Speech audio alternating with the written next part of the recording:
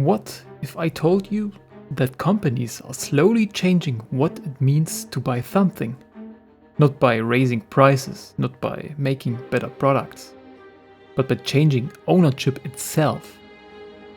More and more of the things we buy, we don't actually own. Games, movies, music, software, even cars. So why don't companies want you to own anything anymore? And what kind of economy emerges when ownership is replaced by permissions?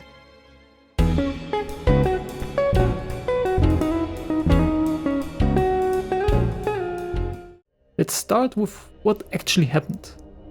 Sony previously announced plans to shut down the PlayStation stores for older systems like the PS3 and the PS Vita. After massive backlash, the decision was partially reversed, but the direction is clear. Legacy stores are being phased out.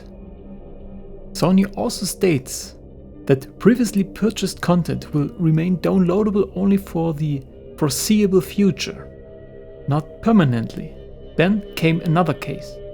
Hundreds of movies were removed from users' digital libraries, even though they had paid for them. The reason was not technical failure, it was licensing. The content was never truly owned, it was licensed access. At the same time, the whole industry moves further into digital distribution. Even hardware is shifting. The PS5 Pro ships without a disk drive by default. Most people assume something simple. If I buy something, I own it. That works for books, for DVDs, even for old physical game cartridges. You can resell them, keep them for decades. Digital purchases often work differently. You are not buying a thing, you are buying a license, a permission.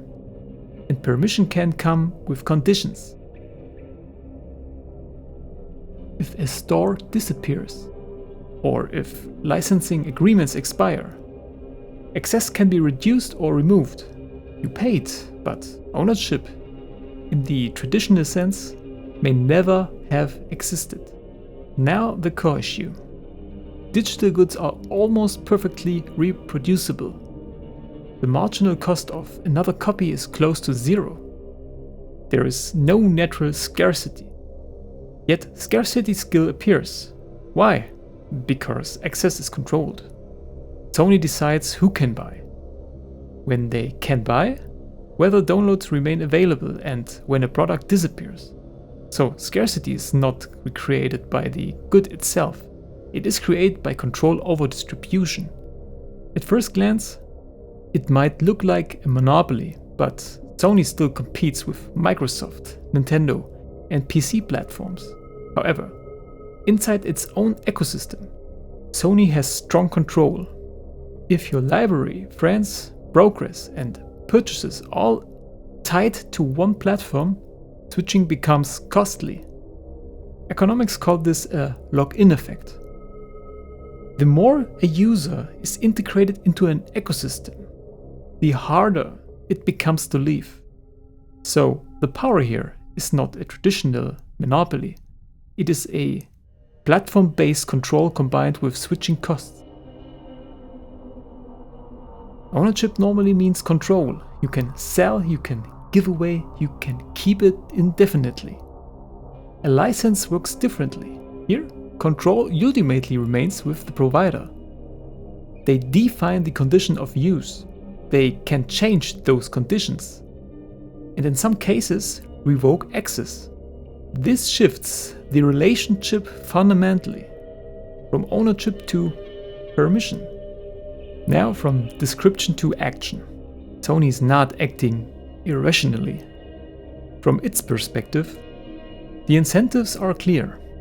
Digital distribution reduces costs. There is no resale market, users remain inside the ecosystem, and Sony retains full control over pricing and availability. So the strategy is internally consistent. But users also act on incentives. If people realize that buying does not guarantee long-term access, they adjust. Some return to physical media. Some prefer open platforms. Some shift towards subscriptions. Others gradually lose trust in digital ownership altogether. And here's the important part. Markets are not only shaped by companies. They are shaped by how people respond to them. If enough users change behavior, the competitive landscape changes too. If trust in digital ownership declines, competitors gain an opportunity. Alternative platforms can differentiate on stronger ownership guarantees. DRM-free distribution, permanent access models, or hybrid physical-digital systems. This is not theoretical, it is a feedback loop. Company decisions influence user behavior. User behavior influences market structure, and market structure feeds back into company incentives. So even tight control strategies can create long-term pressure against themselves. One consequence becomes visible over time. Game preservation becomes a real issue, not because games disappear physically, but because access can be revoked or discontinued. Entire digital libraries can become unavailable, even if the data still exists. So the issue is not technical loss, it is institutional access, and that changes how culture is preserved in digital environments. The point is not that Sony is acting wrongly. Sony is responding to incentives inside a digital distribution system. The real question is different.